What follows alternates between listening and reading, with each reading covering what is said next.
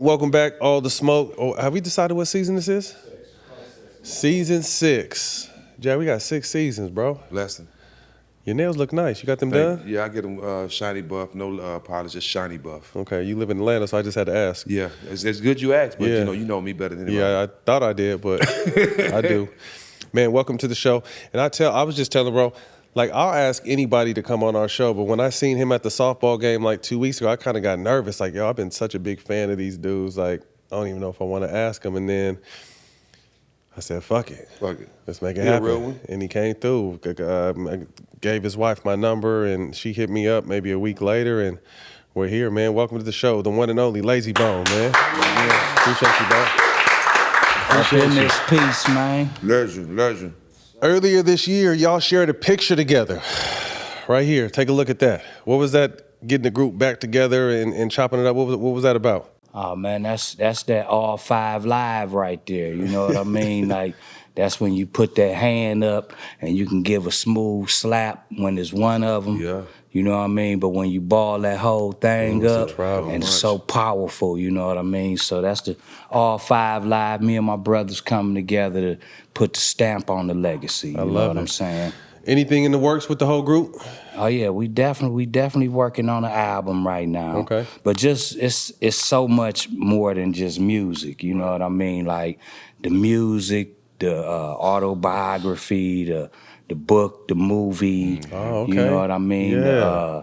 The Rock and Roll Hall of Fame. I'm waiting on that movie. The Hollywood Walk of Fame. It's a lot of things. Give it that up, man. I uncover love the it. bomb.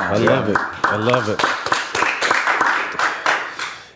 In your mind, like me and Matt, you know, we listen to Bone and y'all legends to us, but in your mind, what do you think you guys are and the impact that you had on hip hop?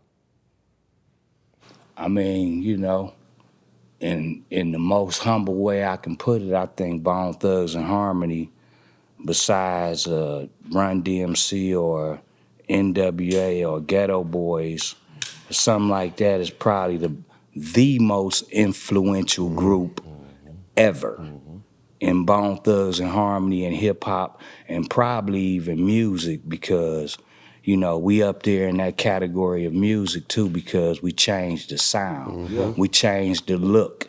It was so many different dynamics that came with Bone Thugs and Harmony that the ingredients we put into the pot of gumbo that was already hip hop before we came out in '94, it was like what we added is what it became today. And everybody starts singing and harmonizing. Everybody. The style about harmonizing and rapid fire rapping, when you turn your voice to an instrument, what's the process in that? Because all y'all probably got singing backgrounds before y'all start rapping. Yeah, well, I mean, you know, that's heavily influenced through family. You know what I mean? Like mama, well, not really church, because, you know, my grandmother and them was Jehovah's Witnesses and things like that. So, you know, our influence came from my whole family was singers. My mom was a singer. That was my main influence.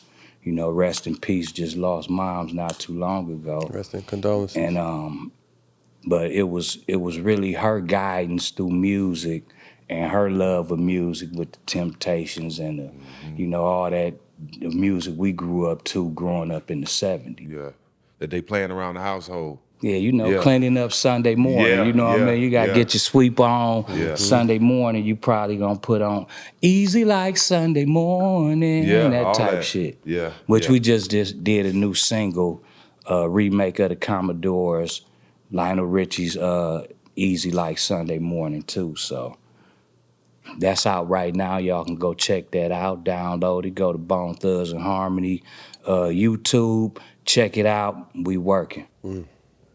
React to this fan comment off YouTube. These dudes really taught all the rappers how to change flows and rap in different pockets on beat. You agree? Absolutely. Right. Rap was just one way, you know, da da da da da, and then we da da da da da da da da, boom boom boom boom boom. Like we changed the cadence, we changed the flows, we sped it up, we slowed it down. We treated rap like a a stick shift. We switch gears on niggas at all times, and we all do it differently. Yeah. You know what I'm saying? So that's the beauty behind Bone is 5 of us with the same concept, which forms a mastermind. We all think alike. In my mind, a lot of rappers today basically stole y'all flow, and the ones that do that flow but they can't rap or don't have no substance, they call it mumble rap. You agree with that? That's what I think. Because Yeah, they ain't everybody just stole talking y'all been rapping it, then y'all created, now everybody doing it, but the ones that ain't really saying nothing, they call it mumble rap. Yeah. Instead of just saying they took y'all style. And that goes back to the cadence we gave to hip hop. You know what I mean? Like you can hear the melody now and just mumble, and it might sound something if you got a little voice behind it. But yeah, that's the cadence that we lent to. A lot of that's auto-tune with them today too. Yeah, I mean, yeah, but and then auto-tune really, like, it really didn't get close to auto-tune. Yeah. But, you know, Mariah Carey did it before auto-tunes took over. You know what I mean? And that showed you where Bizzy Bones' voice and the Crazy Bones staccato flow was coming from. You know, so yeah, man, we lent that to the game, and rap was one way. And then what we added to it, you know, it opened up ideas. It was Pandora's box, you know. Everybody ran with it. Another fan said, I still think that Bone Thug have had more influence on modern hip hop than any other group. They were so ahead of their time. I agree. What you think? I agree too. They definitely must be Bone fans, you know what I mean? But yeah, man, I mean, we came out in 1994. In 1994, like, you wasn't hearing people. You might have heard Twista rapping fast. You know, his flow went one way. Then you had Daz Effects, just bone stickity, bum, bum. Like, all those things was different influences, but we had the influence of, like I was saying, the 70s music, Marvin Gaye, Temptations, Michael Jackson, New Edition. We grew up on all that type of stuff. So around the burning barrel, not only was we rapping, you know what I mean, but we was singing those songs too. Just trying to stay warm while we was on the block getting our money, you know what I'm saying? Yeah. So it's like the harmony, the flow, the cadences, the switching gears, all that came from 10, 12, 15 years of Bone Thugs and Harmony being together before, you know, we was heard of. Yeah. We had a tape out called Faces of Death in Cleveland beforehand, where we had a song called Flow Motion, which was 91, something like that, like way before our time. I'm a jump line real quick, Jack, if you don't mind. One of my favorite songs is Break It Down. You mentioned Mariah earlier, and I think it was you and Wish on that song, on Break It Down. It was Crazy and Wish, and then I was added to Okay. it. So talk to us about that song and working with someone like her in all her greatness. I mean, well, Mariah Carey was probably the first mega, ultra, super duper star that we worked with, like, She couldn't get no bigger. Yeah, to that magnitude. You know what I mean? Like, that studio session, we come in, she got gifts that's, you wouldn't believe she'd give a nigga, you know what I mean? Like, just expensive shit, just like extra nice, and you know, the way she studied that from that first, the way she was attentive in that session, you know what I mean, was like, let me know that she was paying attention in that first session breakdown. So when we got to the next sessions, she was full blown doing bone flows. You know what I'm saying? So somebody of that stature became a student That's dope. of the music too, like, which let me know back then that we doing some shit right. A lot of influence. Cleveland. What's in the music DNA of Cleveland? Oh man, the city where we come from, so run. oh man, you gotta start probably with Eddie Levert, man. You know what I mean? Like Cleveland, Ohio, period. The funk come from Players, Ohio. yeah. I know it's a California thing, and Snoop Dogg and them G-Funked it and all that, but all them vibes come from Ohio, man. Yeah. You know what I Ohio mean? Whether players. it's Roger Troutman, Ohio players, all that funk. So Eddie Levert, and then we was an R&B town for a long time, because you had Levert, you had Rude Boys, Men at Large. Like Cleveland, we been on the scene, but I miss you, mama. Y'all remember on the Men at Large. I remember that. Yeah, I just put that song out on the picture on IG for my mom. Yeah. So we used to sing all they songs. You know, we had Club Style 108 it only came on Saturdays in Cleveland. Like when I first started listening to hip hop, early 80s and things like that. So I've been through every fad. Every fad you can think of in hip hop, I've been there. You know what I mean? Starting from New Run DMC through the New Edition singing theirs and mixing it with Michael Jackson and Run DMC up to the Beastie Boys. Man, we been through all 5 decades of it. That's big. Cleveland, tough upbringing, Midwest. Any truth that you had a bullet, you got shot in the head and the doctor nicknamed you Ironhead? Yeah, man, these hoe ass niggas shot me, man. Yeah, 16. Yeah. Tell us about that story. I mean, you know, fans that do know me, they know that, you know, back in the days, you know, we was hustling. That's what our music was about. That's the life we was living. So we was hustling. I come home from jail. Me and my brother walking up the street one night. Some niggas jump out of Yugo, mistake me for another light-skinned nigga. You know, That happened a lot to us. You too tall. It happened a lot to us. Yeah. So, and what happened was we fell out. They got out. I had some mace. I sprayed the guy. I tried to run because I seen the gun. Turned around, boom, get hit in the head. Long story short, you know, my brother saved my life that day. Flesh and Bone is my oldest brother. You know what I'm saying? So he got me to the hospital, and that's when I vowed that, like, I ain't fucking with selling dope no more.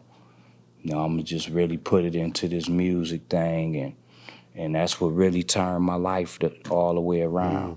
I still got into trouble a little bit more after that, but that Ironhead message woke my ass up. So you and Flesh blood brothers?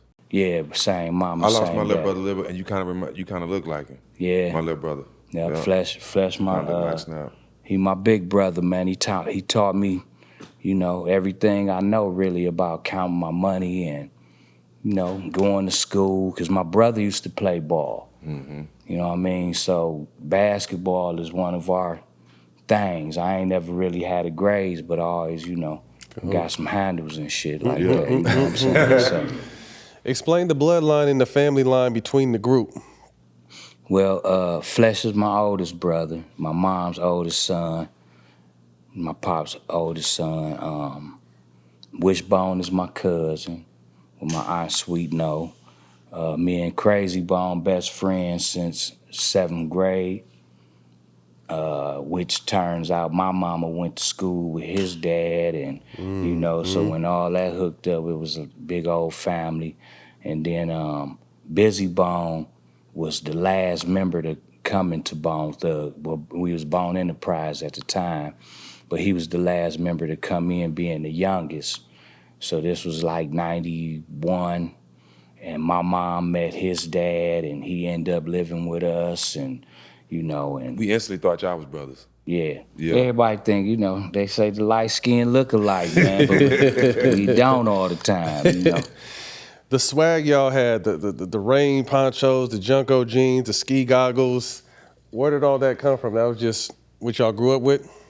I mean, you know, well, we grew up, like I said, I've been through every fad, so I did the Adidas and all that, but at that time, by the time we came out, we was full blown on reading Art of War, reading Machiavelli, Okay.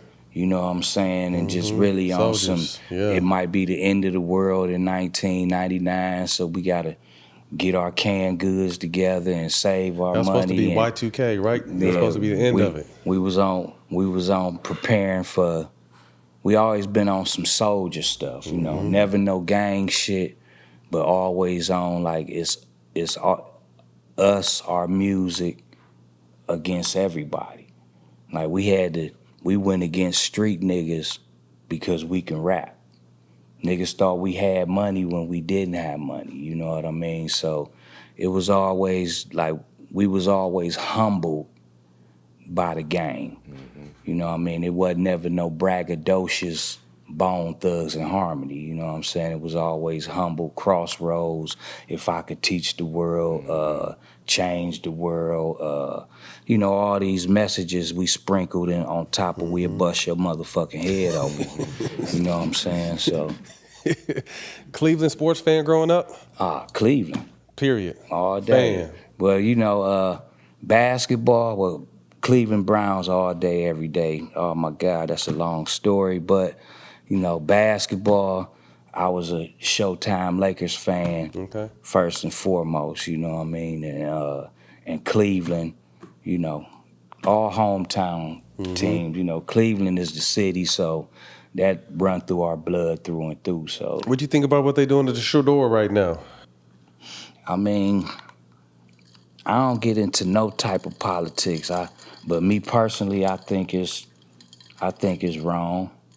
You know what I mean? I think because his father is who his father is, and I grew up watching Showtime, you know what I'm saying? So the braggadocious, you know, that intimidated a lot of people, I think.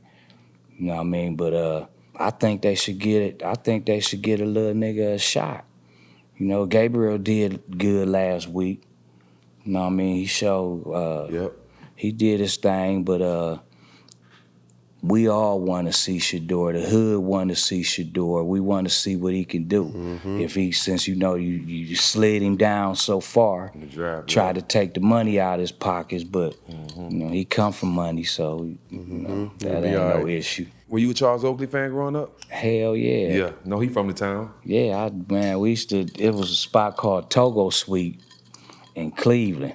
So when we first made it, you know that, he was at the end of his career. But he frequently, you know, in Cleveland, Yeah, he in the him and streets. Wishbone used to hang out all the time, man. At the Togo Suite, I'd be like, man, Wish, that nigga got a game, you got a show, man. Y'all got to come on, man. Let's go. It's time to go. One-way ticket to L.A.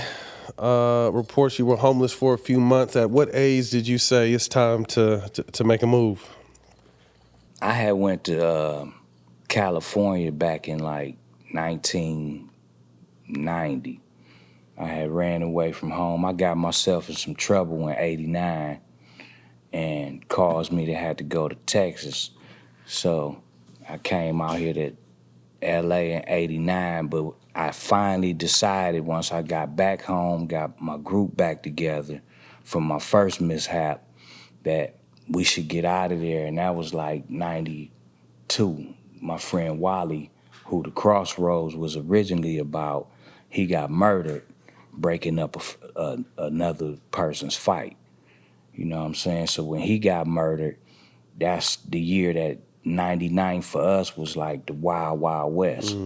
So, you know, it was that summer Wally got murdered, and I'm like, man, we got to get the fuck out of here. You know what I mean? So I had set a date, November 23rd, 1993. Wally got killed the summer of 92, so November 23rd, 93, we left Cleveland. And one-way bus tickets, that whole story, you know, we selling weed. My brother bought the bus tickets, you know what I mean? Because he was playing ball in Allegheny, and then, because he went to college and went to Allegheny, while the rest of us was still on the block. Our plan was always for him to go to the NBA. And, you know, he was a rapper, you know, and all that type of stuff. So we was thinking like that, we gonna become rappers, he gonna be in the NBA. We went to, he went out to California, that's when the bright idea came. Cause he rapped against I forget which one of them was from Menace to Society. I think it was the one that was Kane. Yeah, I think I don't know which one it was, but my brother ended up rapping against him out here, so he called me on the payphone back in Cleveland. Niggas on the block like, hey man, your brother on the phone. He like, man, I gotta get y'all out here, cause I just rap against this nigga and ate his ass up. You know what I'm saying? So that's when the plan went into motion. So that was like the summer of 92. Well, my brother, we graduated 92, so summer of 93, the plan went into effect. By 90 November, we left. So November to February, we was homeless. So homeless meaning that, my brother had a couple homeboys. Shout out to Big Mark, Hoop Fi, my nigga Don, rest in peace. And his family was from out here, Don's family. So they used to let us stay in a little shed. They had a little shed in the back where we wrote our raps and shit at. So at night we could stay in the shed. During the day we just walking around. And niggas just knew we wasn't from around. We was out there in Mansfield, Crip. They like, hey homie, if you gonna be out here, you gonna claim something. I'm like, nah, nigga, we ain't gonna be here long.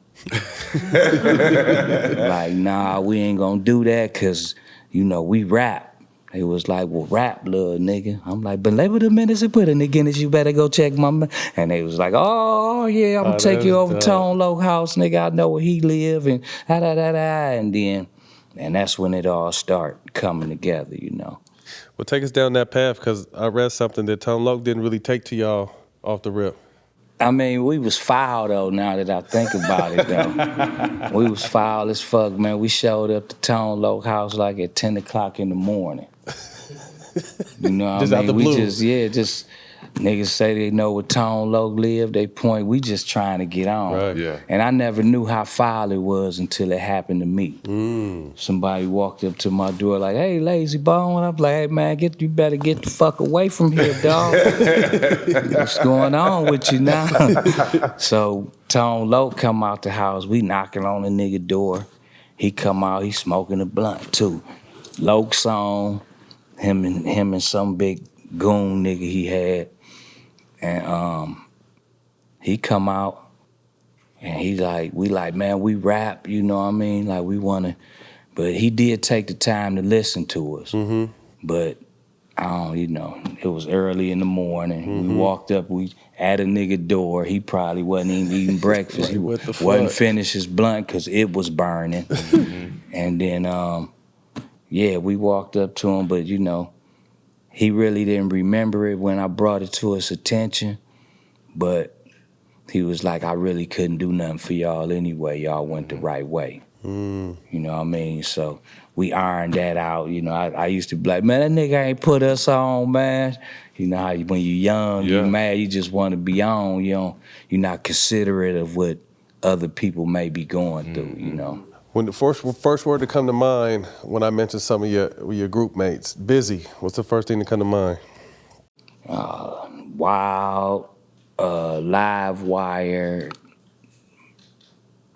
energy. Wish. Lieutenant at arms. Soldier. General. Flesh. Intelligent. Smart. Brilliant. Yeah, he know a lot. What would they say about you? Man, I'm just the glue. I'm the peacemaker. I'm the Libra. I'm the scales of the situation. What's the story of you being kidnapped? Or excuse me, Bizzy being kidnapped, excuse me. And finding out through America's Most Wanted episode.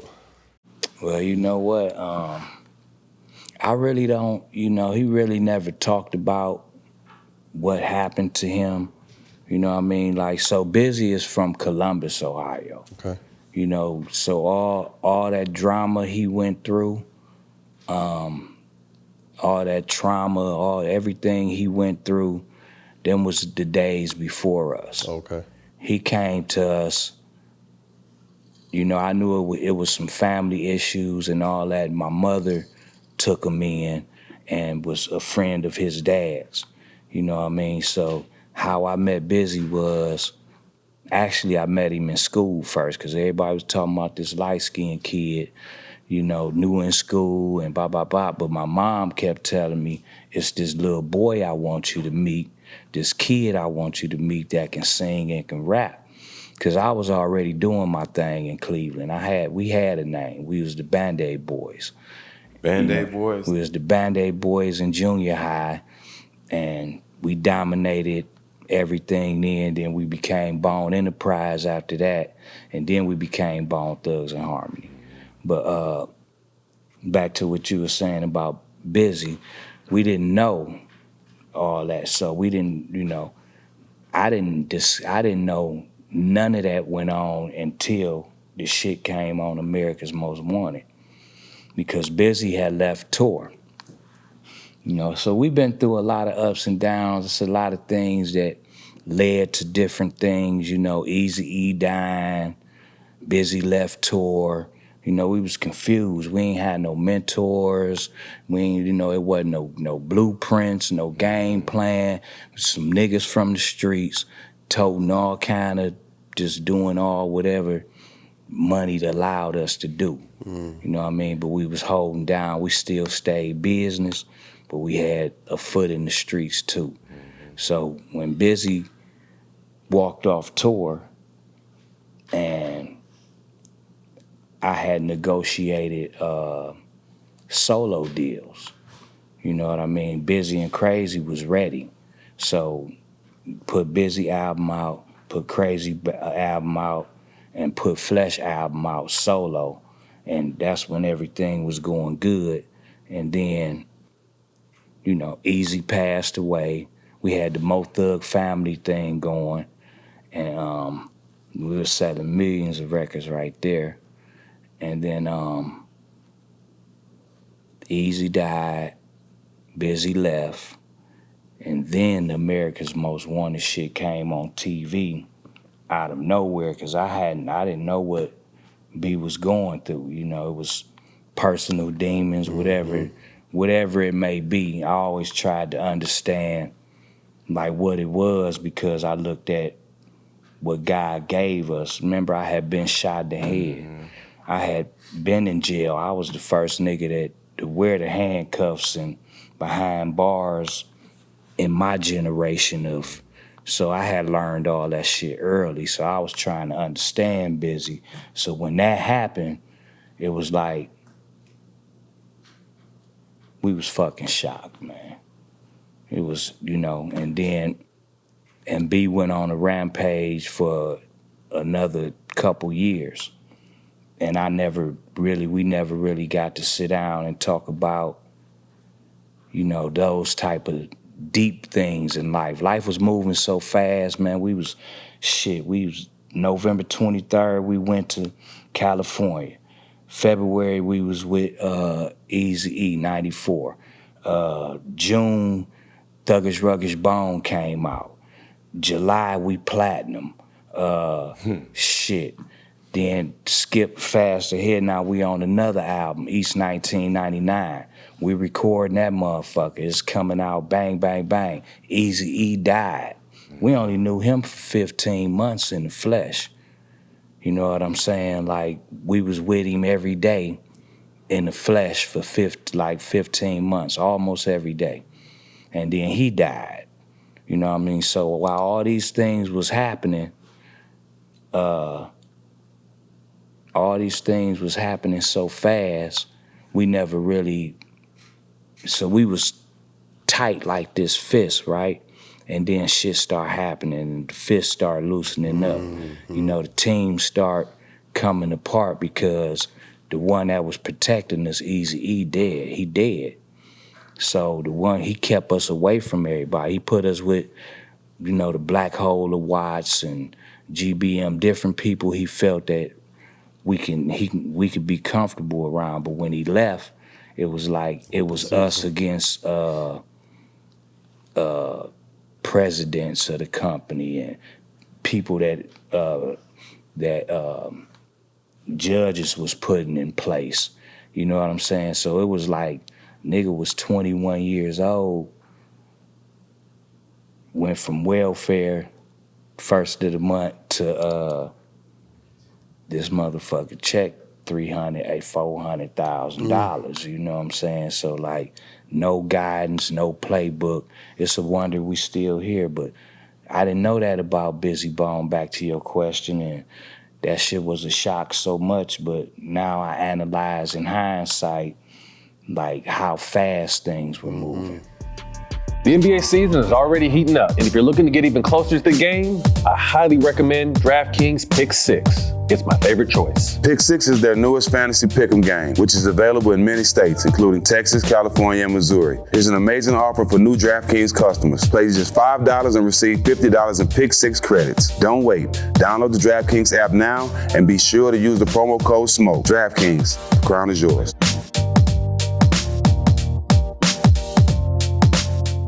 You ever notice how everything keeps going up? Rent keeps going up, streaming services keep going up. Even your favorite burrito spot suddenly thinks salsa should cost extra.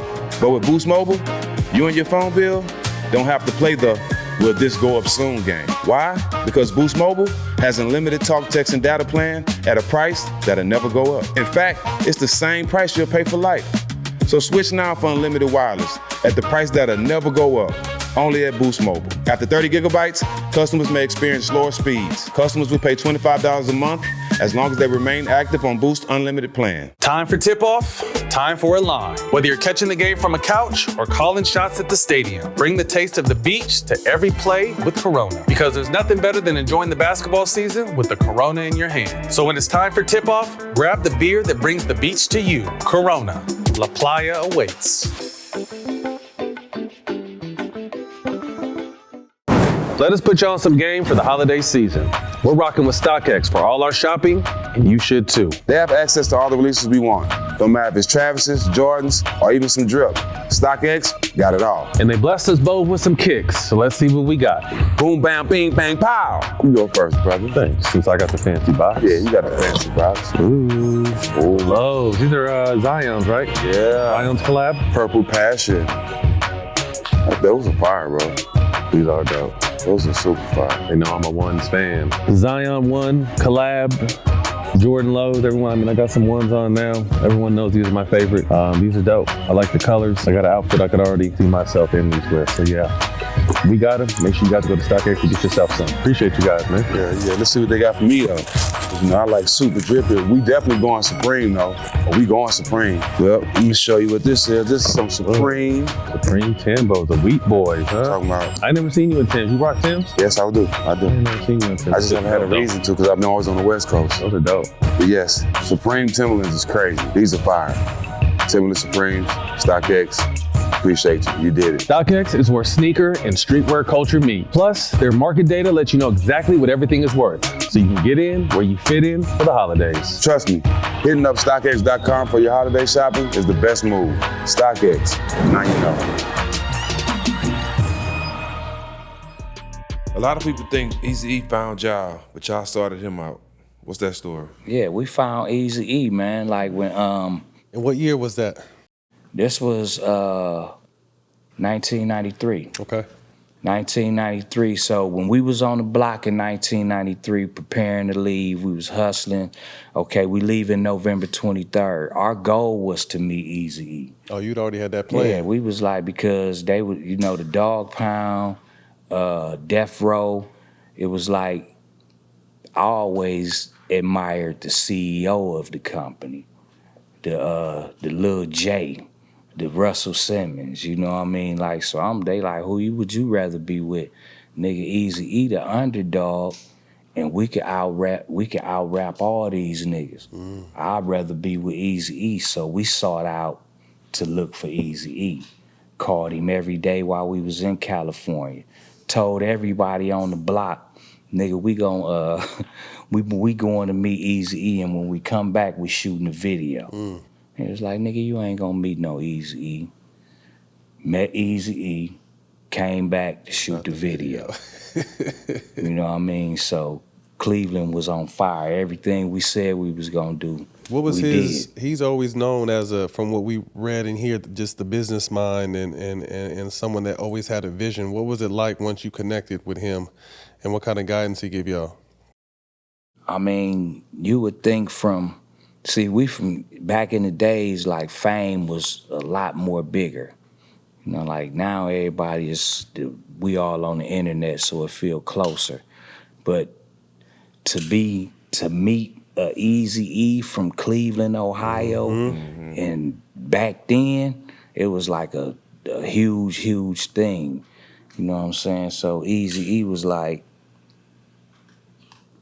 you would think fuck the police and all that, but I really found out that he had a love for kids because my son was with me when I was out there homeless. My son was like 2 years old maybe. I had him with me, and Eazy E would take him, and I noticed that like he'd just come get him, take him to go get pizza and shit like that, and you know he was a humble, kind ass man. You know what I mean? Like the type of nigga that'll give his shoes to you off his feet. Like, you good? You know, most important nigga in the room always asking you, are you okay? You need anything? That type of mentality. So he was a great human, man, and he was a real nigga. He stood up for, and he told it like it was, street reporting. Yeah. The same way we came, and that's where we got it from. Street reporting, talk about what you see in your life. When he got sick, is it true that he told you Dre and Q was getting back together? Oh, we knew they was getting back together. We was watching the phone calls. Shit, we was there when him and Cube talk. He like, nigga, y'all niggas can't fuck with me and my group. We like, man, we'll smash y'all old niggas, nigga. Like E, like, go on. E start wearing his braids back. He was in our group then. Yeah. You know what I mean? For them last The world few months. was. Yeah, for the last few months he was in Bone. But yeah, man, he was that nigga, man. I forgot what the fuck we was just saying. But What was the process of making Creepin' on the Come Up, For the Love of Money, and that whole album? Like, what kind of mode y'all was in? Because that's some classic shit. So y'all, I know when you're in the basketball, you hitting shots, it's like you go into a zone. right. That's one of them, when y'all making that album, y'all in the zone? So we was in the zone because, you gotta think, we was a group 10 years before we got to Eazy E. So we had material on top of material on top of material. It's like when you going for your tryouts and shit like that, like you've been all your life, you've been in the Ready gym. for it. Waiting for this moment. So you like, nigga, I'm finna show out. You know what I'm saying? So that's what it was. We was prepared. We went in the studio. It was so much energy. Eazy E let us do whatever we wanted to do. E had put us with producers, Yella and all them producers that, that soaked our vibe up. What was it like though? I mean, because in essence, what you told us was you basically went from homeless to platinum in about 6 months. I mean, that's absolutely insane. Was there a moment where you said kind of, damn, we made it? Was it that time? When did you kind of feel like y'all had officially made your mark? So after we finished the album, it was a little time period that we went back to Cleveland to get our lives settled because we didn't have nowhere to live and none of that shit. So hold on, so you was making classic music, but still we was still homeless. Damn, we was living in whatever hotel Eazy E put us in or whatever house he put us in. Damn. But we was crazy. We kept getting put out of shit. You know what I'm saying? So Trying to figure it out. So you went home, got straight? We went home, and when I knew when we made it, because we was still riding the bus. We called the bus the RTA in Cleveland. So we was on the RTA, like, I don't forgot where we was going, but we was on the RTA, and the nigga rolled past in a Regal playing Thuggish Ruggish Bone. It was on the radio. we out there, we hanging out the bus window like, nigga, that's our song. That's the first time you heard it on the radio. Very first time we heard it on the radio. He on Dayton's, Regal, T-Tops and that motherfucker. We on the bus. All on the bus.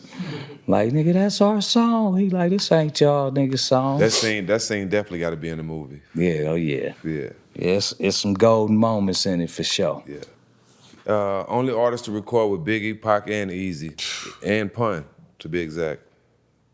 Give me a moment from being in the studio with each one of them. Well, Go Biggie first. Well, Biggie first. So Biggie, that whole situation was that was a wild day, man. It was the whole Bad Boy, the whole Mo Thug family, everybody. We was about 50 deep in the studio, in a room no bigger than this. Smoked out, drinking Hennessy. You know, that's when Thug Passion and all that shit was the drink. Hypnotic. Yeah, Hypnotic. Mixed that Hypnotic with that. What did you call it? Hulk Hogan or something Hulk like that? Hogan, Incredible Hulk. Yeah, some shit like that. Yeah, so we Two-time green. Yeah, man. That day I fell asleep and I went in the limo and fell asleep. So I had woke up out my sleep and one time just ace my verse. You know what I mean? Just drop my shit. But I remember that session because Puffy, Lil C's, Stevie J, all my Mo Thug homeboys, and I had came with a lot of weed that day, and I, set it on the council when you go in, like, shit, what y'all want? Let's get it going, you know. This nigga Biggie, I catch him keep putting my weed in his pocket. he like,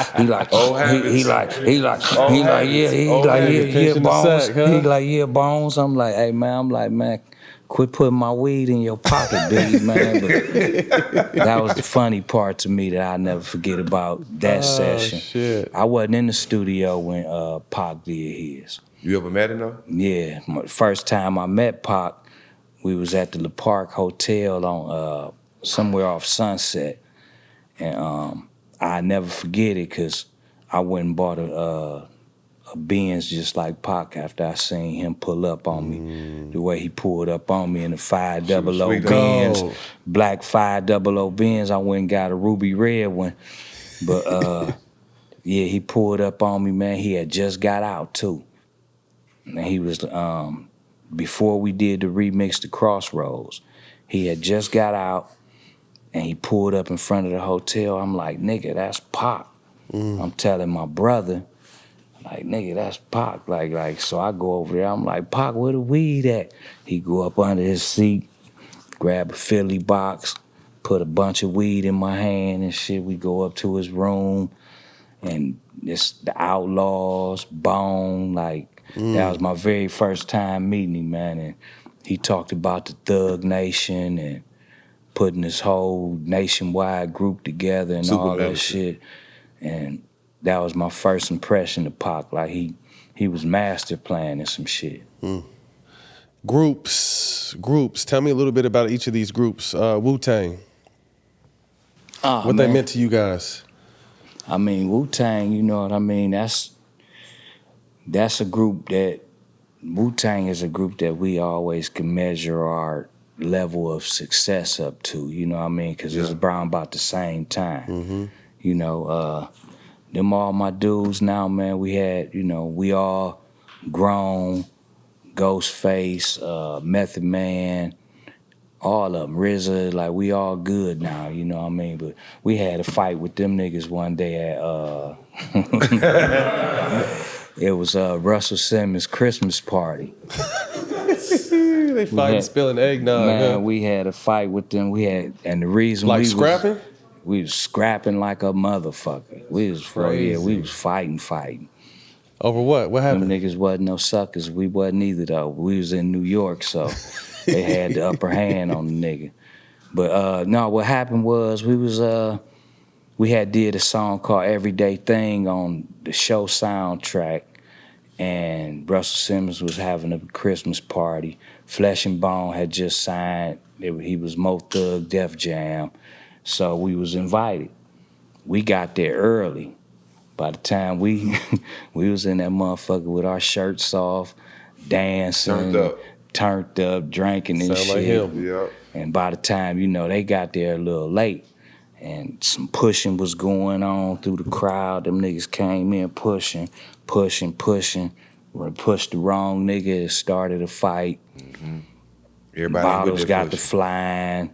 Niggas start running and jumping behind bars, and then they never played our song that night until that fight broke out. I never forget it. It's an everyday thing when you let your nuts hang. And yeah, so we had that's Wu-Tang, man. That's them my dog. Oh, Method Man, he did save our life that night. Yeah. Them niggas were serious. Messed all y'all out, huh? Yeah, them niggas were serious, man. That's all I'm gonna say about that.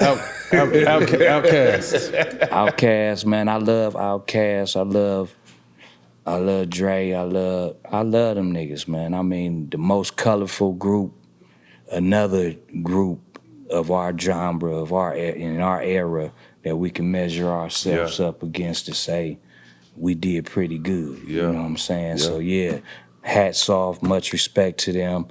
I think Andre 3000 is one of the greatest artists ever.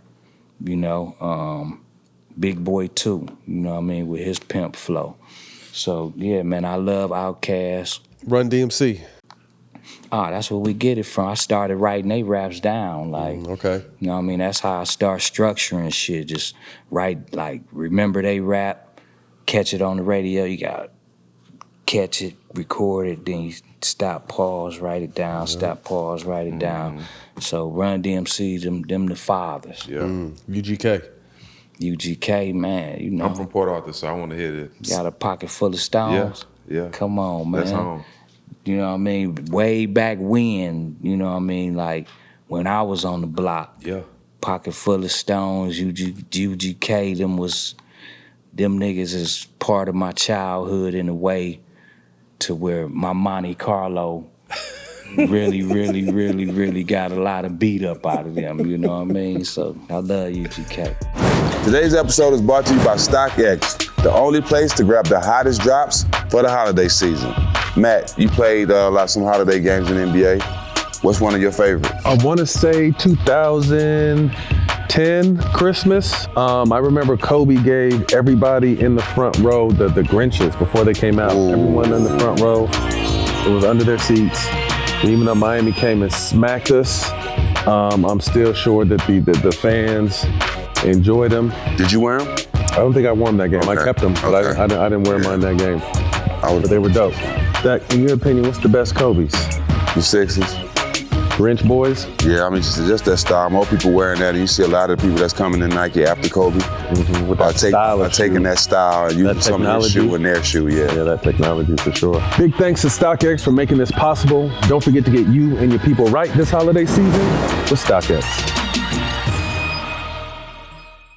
Shopping for men's jewelry, especially during the holidays, used to be such a frustrating experience. Options were either flimsy and broke quickly or outrageously expensive with crazy markups. That's why I recommend GLD, and that's why I rock with them. I got this piece, and I love it because it's light and it goes nice on my skin tone. They've revolutionized the game by offering long-lasting, high-quality jewelry that won't wipe out your entire holiday budget. Unlike many other brands, GLD exclusively uses real gold, avoiding any cheap alternatives. The difference is truly noticeable in every way. Tell me this wouldn't make an ultimate holiday gift. Ever experienced that fresh chain feeling? It's a game changer. There's nothing like that new chain experience. GLD has it all. Chains, pendants, rings, earrings, and even iced out watches to complete your collection. Don't just take my word for it. Over 2 million satisfied customers and 50,000 5-star reviews speak for themselves. Work hard and change the game. GLD's holiday deal is unbeatable. For a limited time only, new customers get 50% off plus a free chain at GLD.com when you use the code SMOKE. That's 50% off and a free chain when you use the code SMOKE at GLD.com. After your purchase, they're probably going to ask you where you heard about them. So please support our show and tell them we sent you. They've revolutionized the game by offering long-lasting, high-quality jewelry that won't wipe your entire holiday budget out.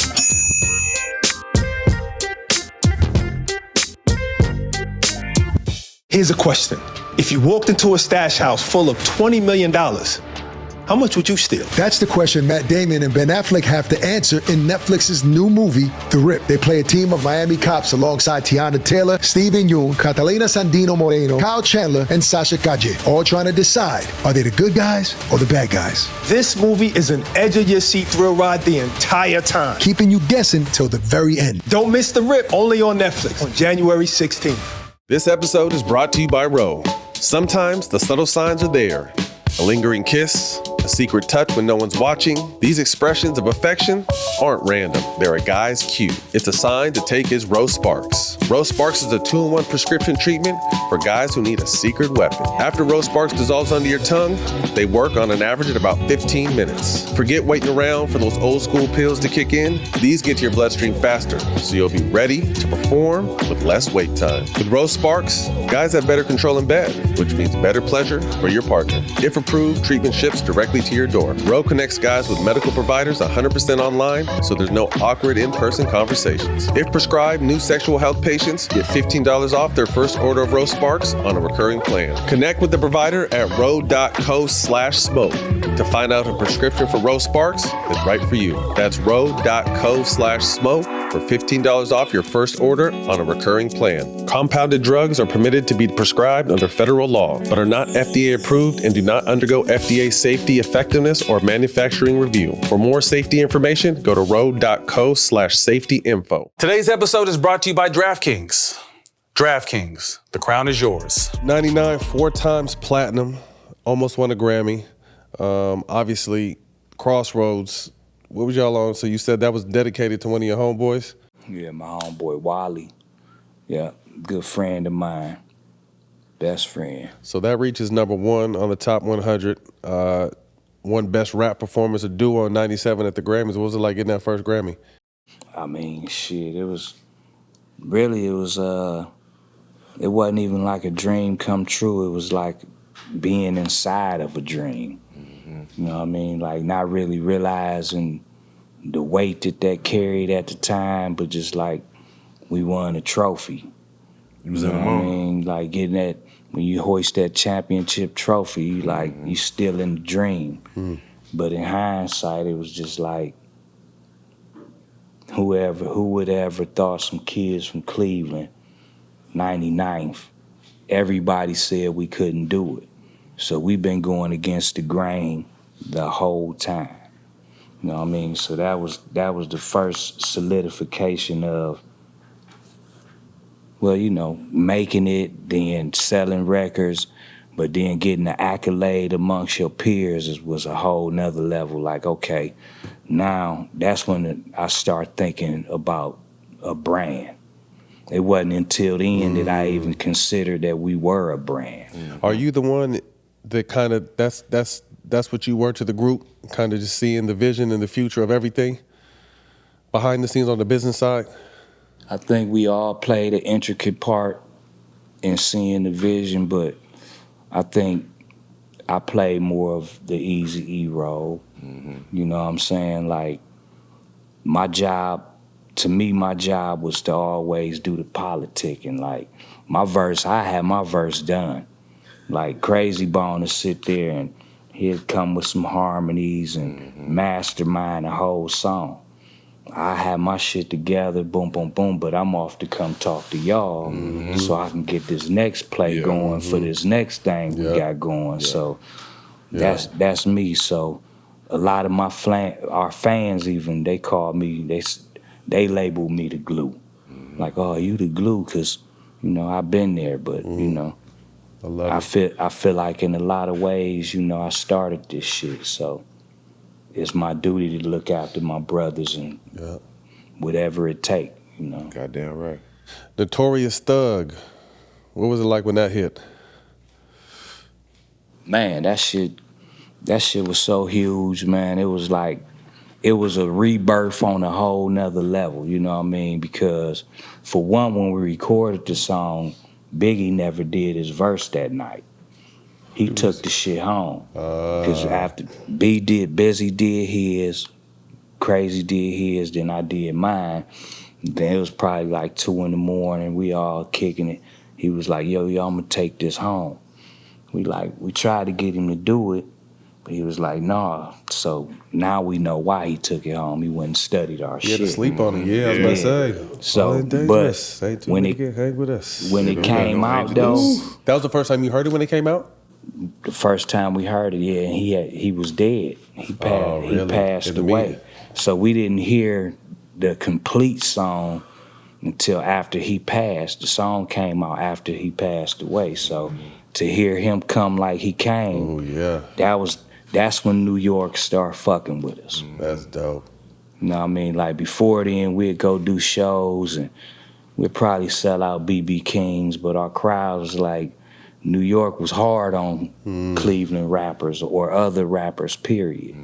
You know what I'm saying? So that song opened the door. Yeah, that song kicked the door in for us. Fuck opening it. Kick that bitch. Thank you, Biggie. Yeah, appreciate you. First of the month.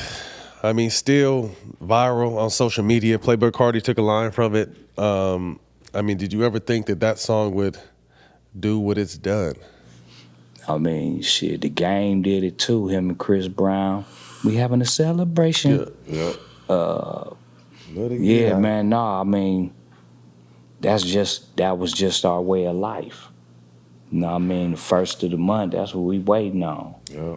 You know what I mean? We waiting to re-up. We waiting, put the food on the grill. It's like that was a holiday back then. Back when Things it was, get their checks. Yeah, you know what I mean? Like, that's what we grew up knowing. Like, it's different now.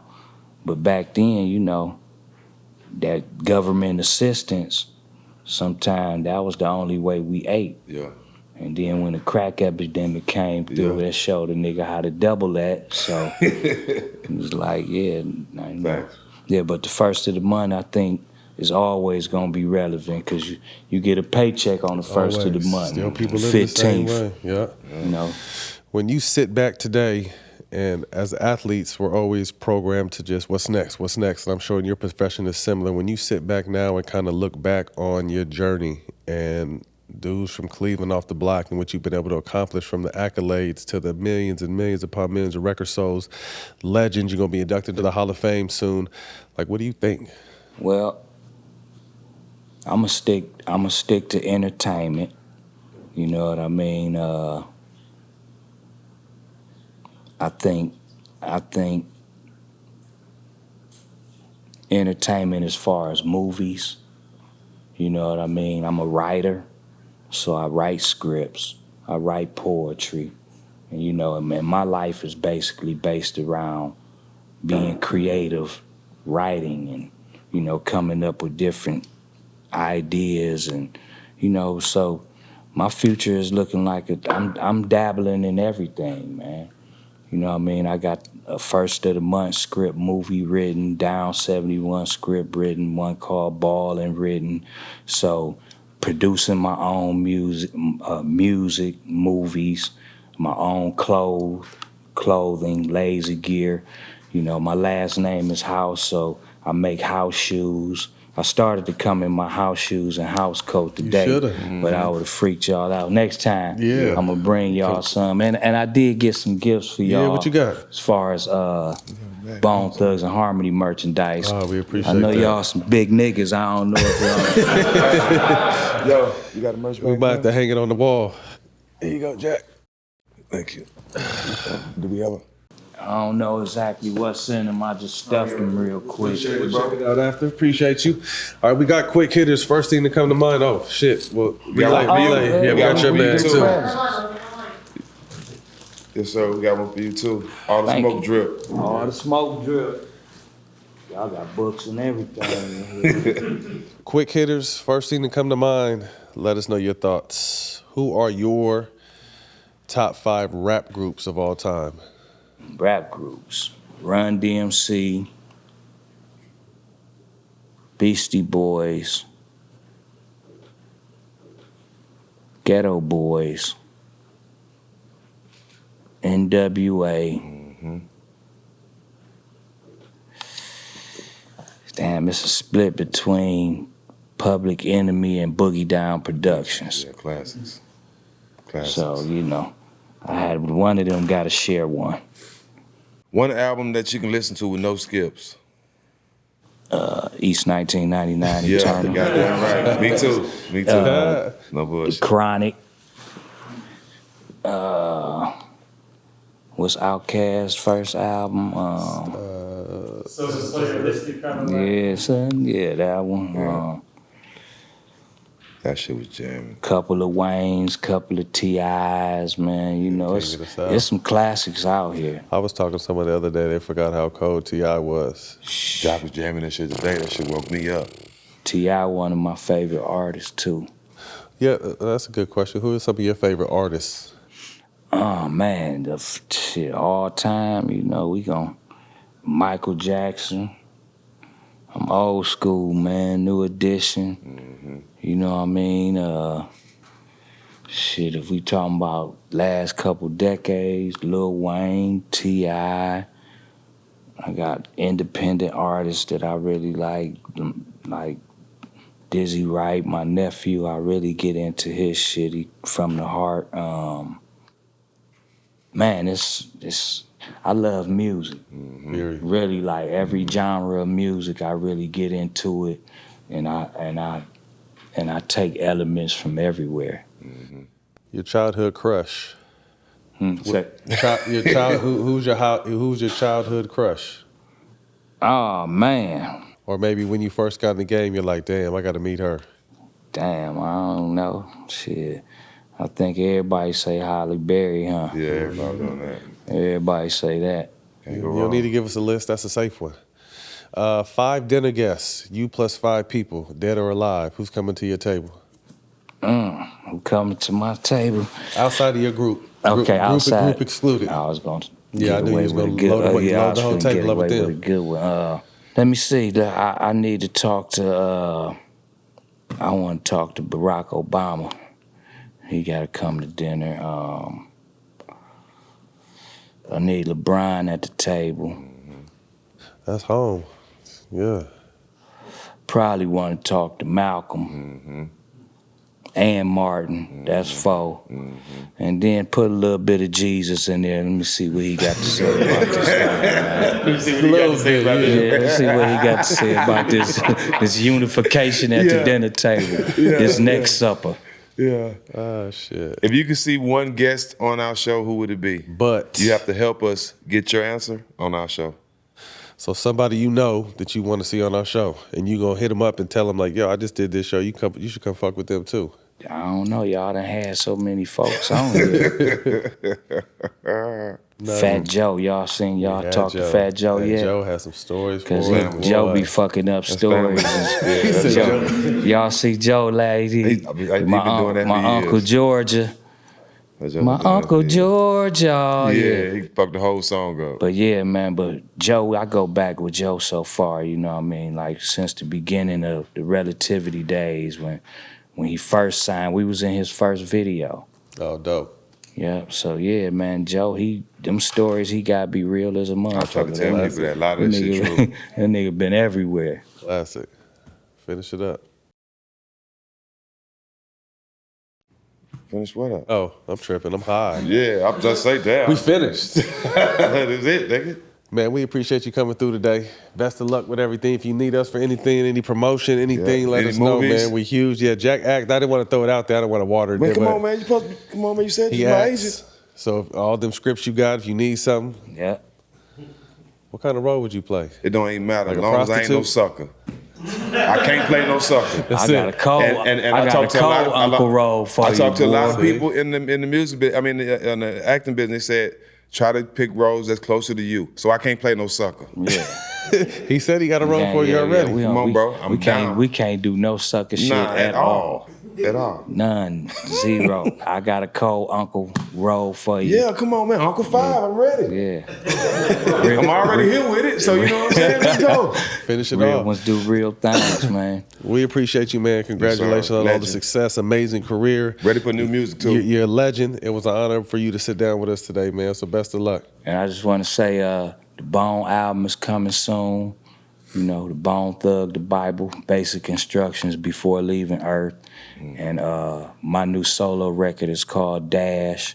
The dash in between your death day, your birthday and your death date, the time I'm talking about life. So, you know, keep supporting Bone Thugs and Harmony. I appreciate y'all for having me, man. Y'all some real G's. Appreciate you. And I love, you know, being able to intertwine with the realest. And appreciate that. And I hope I gave y'all all the smoke. Yes, sir. Absolutely, Always. man. We appreciate you. That's Layzie Bone on All the Smoke. You can catch us on All the Smoke Productions YouTube and the DraftKings Network. We'll see y'all next week.